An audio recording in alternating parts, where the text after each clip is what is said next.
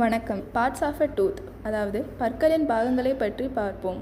பல் போனால் சொல் போச்சு என்னும் பழமொழியை கேட்டிருப்போம். அதற்கேற்ப பல்லானது மெல்லுதல், பேசுதல், முக அமைப்பை பராமரித்தல் போன்ற பயன்பாடுகளை கொண்டுள்ளது. பற்களை 2 பாகங்களாக பிரிக்கலாம். கிரவுன், அதாவது மேல் பகுதி, மற்றும் ரூட், அதாவது வேர்பகுதி எனப்படும். கிரவுன் ஆனது நாம் கண்களால் வாயில் காண்பது. வேரானது எலும்புகளுக்குள் பதிந்துள்ளது. மேலும் பல்லின் கட்டமைப்பை காண்போம். பல்லானது எனாமல், தமிழில் பற்செப்பி எனப்படும். டென்டின், பல்வகை எனப்படும். பல்ப், பற்கூழ் எனப்படும். சிமெண்டம் என்பது பற்களின் வேர்பரப்பை மூடும் கடினமான திசு.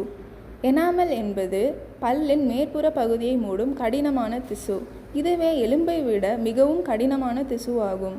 பற்களில் உள்ள நுண்கிருமிகள் இப்பகுதியை அரித்துவிடும் வாய்ப்பு இருக்கிறது. இதற்கு அடுத்த பகுதி டென்டின் எனப்படும்.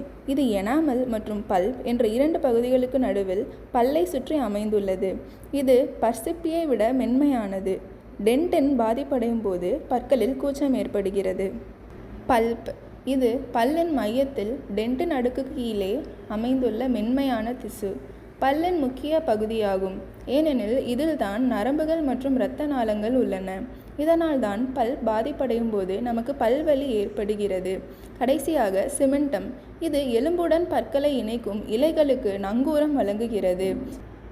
இத்தகைய சிறப்பம்சங்களை கொண்டுள்ள பற்களை பாதுகாப்போம். ஆரோக்கியமான புன்னகையோடு மகிழ்ச்சியான வாழ்க்கை வாழுவோம்.